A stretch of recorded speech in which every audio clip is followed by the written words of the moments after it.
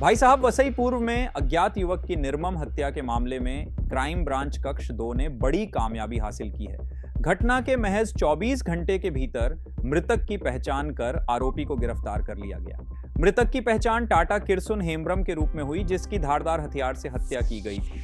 जांच में सामने आया कि आरोपी ने पुराने पारिवारिक विवाद की रंजिश में वारदात को अंजाम दिया। पुलिस की तेज और सटीक कार्रवाई से एक गंभीर हत्या का पर्दाफाश हो सका, जिसकी हर ओर सराहना हो रही है।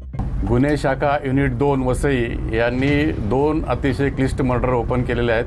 त्यापैकी एक प्रथम मी वालीव पोलीस स्टेशनचं एक्सप्लेन करतो। Waliv police station CR number 727/2025 कलम 103 प्रमाणे हा खुनाचा गुन्हा दाखल होता।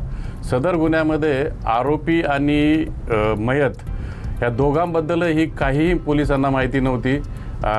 आरोपीने अज्ञात कारणासाठी अज्ञात इसमाचा अज्ञात गोष्टीवरून खून केलेला होता आणि त्याचे हत्यार जे आहे ते त्या ठिकाणी सोडून पळून गेलेला होता।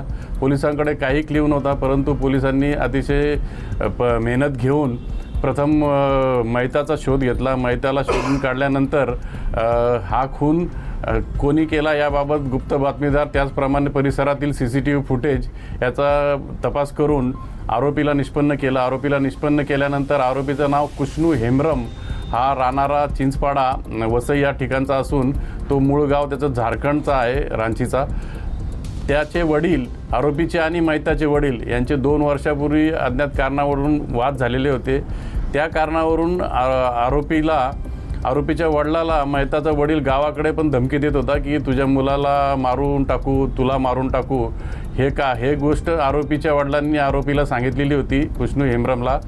त्या गोष्टीचा राग मनात धरून आरोपीने वालीव बाजारातून एक चॉपर खरेदी केलेला होता आणि त्या चॉपरच्या साहाय्याने काल त्यांनी मयताचा खून केलेला होता।